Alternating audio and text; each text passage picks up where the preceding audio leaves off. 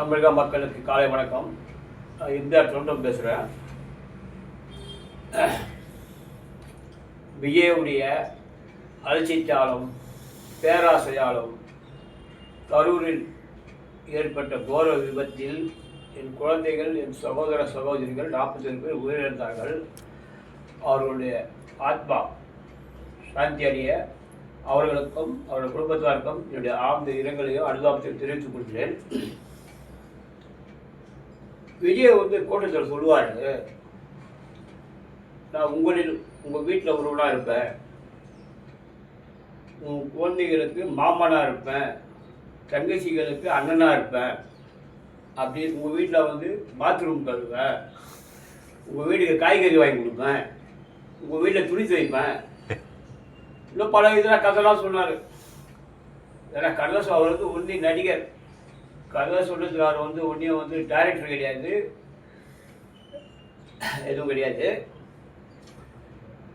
நீ என்ன பெரிய உலக மகா தலைவரா? நீ உன்னோட உயிரை எடுக்கிறதுக்கு பாகிஸ்தான், ஆப்கானிஸ்தான், காலிஸ்தான் தீவிரவாதிகள் தேர்ந்துக்கிறாங்க. உனக்கு மத்திய அரசு YZ பிரிவு பாதுகாப்பு, பவுன்சர், துபாயிலிருந்து பவுன்சர் பாடிகார்டு. என்னை பொறுத்த வரைக்கும் புரட்சித் தலைவர் எம்ஜிஆர் அவர்கள் கட்சி ஆரம்பிக்க சொல்ல அவருக்கு பாதுகாப்பு ஒரு போலீஸும் கிடையாது. அப்போ தமிழக முதலமைச்சர் டாக்டர் முத்தமிழ் டாக்டர் கலைஞர். அவர் யார் பாதுகாப்பு கேட்டீங்கன்னா, அவருடைய படத்தில் ஸ்டண்ட் நடிகர்கள் ஜஸ்டின், குண்டுமணி, கற்பையா மற்றும் பல பேர் அவருடைய பாதுகாப்பு. போலீஸார் ஒருத்தரோட கிடையாது. உனக்கு பாதுகாப்பு எதனால? உன்னுடைய ஆசை, உன்னுடைய பேராசை. நம்ம தான் பந்தா கெத்தா இருக்கணும்.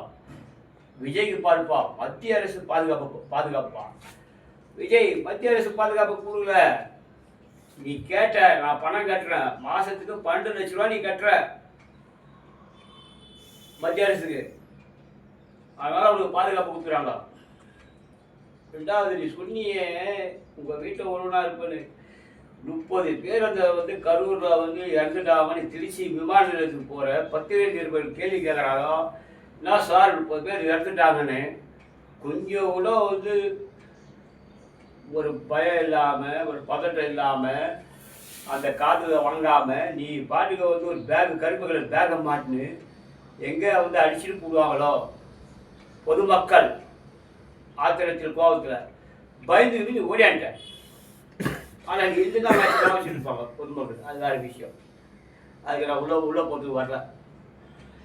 ஆனால் இறந்தவங்க மறுநாள் பாலுக்கு போவாங்க, இல்லை 16வது நாள் காரியத்துக்கு போவாங்க. நீ எதுக்குமா போல. அந்த 20 பணம் என்னங்க பெருசு பணம், நான் பார்க்காத பணம்னு சொன்னேன் ஒரு சில பிரச்சாரத்தில் கூட்டத்தில். இப்போ 20 லட்ச ரூபா நீ கொடுக்குறன்னு சொன்னவோ உனக்கு பெரிய அமௌண்ட் ஆகி போச்சு. ஏன்னா 8 கோடியே 20 லட்ச ரூபா, 40 பேர் உயிருக்கு நீ கொடுக்குற பணம். அந்த பணத்தை நீ இன்னும் கொடுக்கல. நீ என்ன பண்ணுற? சீட்டு குடிக்க போடுற. பணத்தை கொடுக்கலாமா வானாவா? 8 கோடி 20 லட்ச ரூபா பணம் போகுத கையை விட்டு அப்படின்னு நினைக்கிறேன். 1. 2வது, இனி மேற்பட்டு நீ தேர்தல் பிரச்சாரம் சொல்லிட்டு ஏதாவது ஊருக்கு போனா பொதுமக்கள் தொடர்பு கட்டியாவது செருப்பாலே அடிப்பாங்க. ஏன்னா போனது 47 பேர் உயிர். ஒரு கை அடிப்பட்டு கால் அடிப்பட்டாங்கன்னா ஒரு 6 மாதம் 1 வருஷம் சரியாயிடும். போனது உயிர். அதான் மக்கள் ரொம்ப கொந்தளிச்சுக்கிறாங்க, விஜய் எப்போ வருவார் அப்படின்னு. நீ விஜய் கிடையாது, நடிகர் கிடையாது, நீ ஒரு சிங்கம். உண்மையில சொல்ல போகலாம், நீ சொன்னப்பார் சிங்கம் தெரியாதான் வேட்டைக்கு வரேன்னு. ஆனால் சிங்கம் என்ன பண்ணிச்சு கேட்டிங்கன்னா, விக்கிரவண்டி மாநாட்டில் சிங்கம் தனியாக வந்தது. அங்கே 5 பேர் உயிரை பிடிச்சி சாப்பிட்டு போயிடுச்சு. அதே சிங்கம் மதுரை மாநாட்டுக்கு வந்தது தனியாக. 3 பேர் உயிரை ரத்தத்தை குடிச்சிட்டு சாப்பிட்டு போயிடுச்சு. ஆனால் கரூரில் சிங்கம் என்ன பண்ணிச்சு, தன் குட்டிகளை கூட்டு வந்துச்சு. அந்த குட்டிங்க யாருன்னு கேட்டால் அவருடைய நிர்வாகிகள். பரோட்டா மாஸ்டர் பாண்டிச்சேரி குஷியானந்து, லாட்ரிக்கு பிறந்த ஒருத்தர் ஆதவ் அர்ஜுனா, நிர்மல் குமார், இன்னும் இருக்கிற நிர்வாகிகள்லாம் குட்டிங்க. இவர் சிங்கம், அவர்களெல்லாம் குட்டிங்க, சிங்க குட்டிங்க. இந்த சிங்கம் வந்து தனியாக வந்துருந்தா இத்தனை பேர் செத்துருக்க மாட்டாங்க. குட்டிகளை கூட்டு வந்து என்ன ஆகிப்போச்சு, குட்டிங்களுக்கு பசி வந்து அதிகமாகி போச்சு. நேரம் ஆக ஆக அந்த பசி வெளியில் என்ன பண்ணிச்சு, சிங்கமும் குட்டியை சேர்ந்து 41 பேர் உயிரை எட்டிச்சு. ரத்தத்தை உறிஞ்சி அவங்கள கொண்டு சாப்பிட்டுச்சு. விஜய், நான் திரும்ப திரும்ப சொல்கிறேன், 9 தேர்தலை நான் பார்த்தவன். 9 தேர்தல் நான் வந்து வாக்கு செலுத்தினவன். அரசியல் நீ வந்து குழந்த. ஆனால் அரசியல் வந்து சினிமா மாதிரி கிடையாது. ராக்கண்ணா, உங்கள் அப்பா கிட்ட கேள், எஸ்.ஏ. சந்திரசேகர்கிட்ட சொல்லுவார் அரசியல்னா என்னன்னு. அரசியலில் சண்முகம் எம்ஜிஆர் தொண்டை சென்ட்ரல் ஜெயில், சென்னை மத்திய சிறைச்சாலைக்கு போனவர். நாங்கள் பைப்பில்லை, நாங்கள் அரசியல்வாதிங்க. அப்போ திமுக ஆட்சியில் எங்களை பிடிச்சி உள்ளே போட்டாங்க. ராஜீவ்காந்தி பிரதமராக சொல்ல, கவர்னர் அலெக்சாண்டர் பிடிச்சி உள்ளே போட்டாங்க. நாங்களாம் சிறைக்கு சென்றுவாங்க. தப்பு பண்ணிட்டு ஜெயிலுக்கு போனேன், அரசியலில் உள்ளே போட்டேன். அதனால் விஜய் அவர்கள் ஜெயிலுக்கு போவது உறுதி. அவருடைய நிர்வாகிகள் ஜெயிலுக்கு போவது உறுதி. இந்த கரூரில் ஏற்பட்ட மனிதர்களால் ஏற்பட்ட கோர விபத்துக்கு காரணம் விஜயும் அவர்கள் நிர்வாகிகள் தான் காரணம். இதில் வந்து எந்த ஒரு மாற்று கருத்தும் கிடையாது. இதில் தமிழக அரசோ காவல்துறையோ எந்த ஒரு தவறும் பண்ணவில்லை. வருகின்ற தேர்தலில் மக்கள் சரியான ஒரு பதிலடி கொடுப்பார்கள். பிஜேபி காரனை பார்த்து கேட்குறேன், 47 பேர் உயிர் தான் உங்களுக்கு சர்வசாதாரணமாக போயிடுச்சா? அதை வச்சு தான் நீங்கள் அரசியல் பண்ணணுமா?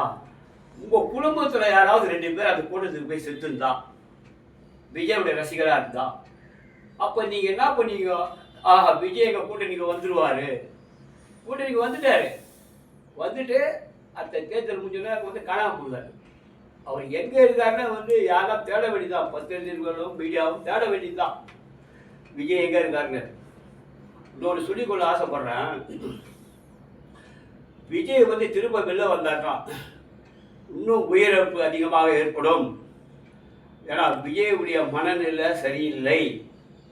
அவர் புத்தி சுவாதீனம் இல்லாமல் ஒரு சைக்கோ மாதிரி நடந்துக்கிறாரு. மனநலம் பாதிக்கப்பட்டுக்கிறாரு. அதனால் நல்ல ஒரு மனநல மருத்துவரை பார்த்து அவருக்கு ட்ரீட்மெண்ட் எடுத்தாக்கா உடம்பு சரியாக இருக்கும், மனநலம் சரியாக இருக்கும். இனிமேல் பற்றி விஜய் எந்த பிரச்சாரத்துக்கும் போக முடியாது. அப்படி அவர் பிரச்சாரத்துக்கு போகிறது சொன்னார்னா, என்ன மாதிரி சமூக ஆர்வலர்கள் தமிழ்நாட்டில் பல பேர் இருக்கிறாங்க. பொது நலமனுன்னு ஒன்று இருக்குது, ரிட் பெட்டிஷன். அதுக்கு எதனால் போடணும் கேட்டிங்கன்னா, இந்த மாதிரி பிரச்சனைகள் ஏற்கனவே ஏற்பட்டுக்குது. இத்தனை பேர் உயிரிழந்துக்கிறாங்க, சில பேர் மயக்கம் விட்டுருக்குறாங்க. இதெல்லாம் கோர்ட்டில் காரணம் காட்டி பெட்டிஷன் போட்டால் விஜய் பிரச்சாரம் செய்வதற்கு கோர்ட்டு தடை விதிக்கும். அப்படி தடை விதித்தா மதுரை ஹைகோர்ட்டோ சென்னை ஹைகோர்ட்டோ இது திரும்ப உச்ச நீதிமன்றம் தான் போகணும், சுப்ரீம் கோர்ட்.